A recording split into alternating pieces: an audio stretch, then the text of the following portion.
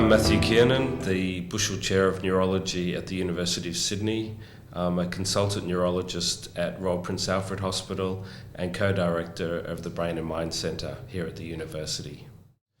I think the first issue was whether to do medicine, and I suppose I had a bicycle accident as a schoolboy, and that gave me an interest in looking at how doctors and nurses and medicine works in general, and that was the key for me pursuing a career in medicine. Then in the early 1990s, George Bush Sr. declared the 90s as the decade of the brain, and it seemed like a really exciting frontier. Discovery of, new structural imaging approaches, magnetic resonance imaging, the genes of the brain, and really the brain hadn't been discovered, whereas other, systems, cardiology was quite well understood, respiratory, gastro, surgery. Really, neurology was the final frontier, and in fact we still don't know so much of how the brain functions and how we all work as human beings. I was fortunate to get an NHMRC fellowship to go overseas and work at the National Hospital for Neurology and Neurosurgery in London at Queen Square, and that really gave me a grounding in everything to do with neurosciences, and that included neuropsychiatry and really the dualism of the brain and the mind.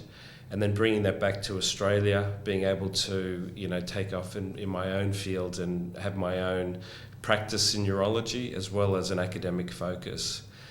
And more recently, as editor-in-chief of the Journal of Neurology, Neurosurgery and Psychiatry, that's been a sort of a global initiative understanding all of the research across clinical neurosciences. So I've been very lucky to have these experiences, and I think the more that you do in medicine and all fields of medicine, the more experience you have, the more enjoyable it becomes and the more understanding you get.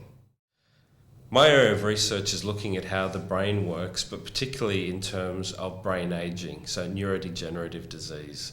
And my particular focus has been on dementia, neurodegeneration, and particularly motor neuron disease.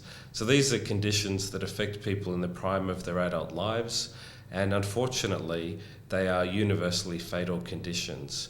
And we haven't been able to come up with effective therapies, and in part that's because we don't understand the disease mechanisms themselves. So the focus has really been on trying to unlock the condition.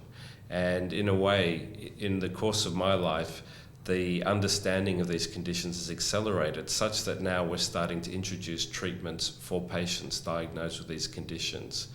Other neurology conditions such as multiple sclerosis, when I started, there were no therapies. And fortunately, because of research, we've now got 13 or 14 therapies which are registered in Australia for the treatment of multiple sclerosis. And hopefully we can come up with more therapies for neurodegenerative disease and dementia. It really is the holy grail. So the thing that really, I suppose, drives my research is that I'm a practicing clinician. So today we've just finished a clinic. We've had about 25 patients coming in with neurodegenerative diseases. And these are people who know that the disease is going to kill them. And it's a horrible discussion. It's very difficult. And what we want to be able to do is say that in a few years' time we have much better therapies, and so the diagnosis that we give someone in the future is much better than the diagnosis we're giving to someone today. It's a real struggle for patients and their families to deal with these debilitating and universally fatal conditions. And I think it's the onus on all of us to come up with much better therapies. And that's what gets me out of bed in the morning, is to try and come up with better treatments for patients. And I think on the science side, it's a journey to try and uncover and understand diseases. So that's really the key motivation. Well, I've got lots of interests outside of work. Particularly, I love music and I like reading. And I suppose one thing that brings it all together is we've been recently uncovered a new gene for motor neuron disease called C9 open reading frame. And it turned out that everyone who has this gene was related to the same individual back in Finland about 1,000 years ago. And we can see the migration of this gene through Vikings into Northern and Western Europe, and then the migration from Europe through to countries like Australia and the United States. And every time we uncover this gene, we find the original Finnish founder or haplotype. And I think that's great to understand the sort of the history of these conditions, which is incredibly complex and diverse, but then trying to come up with new treatments.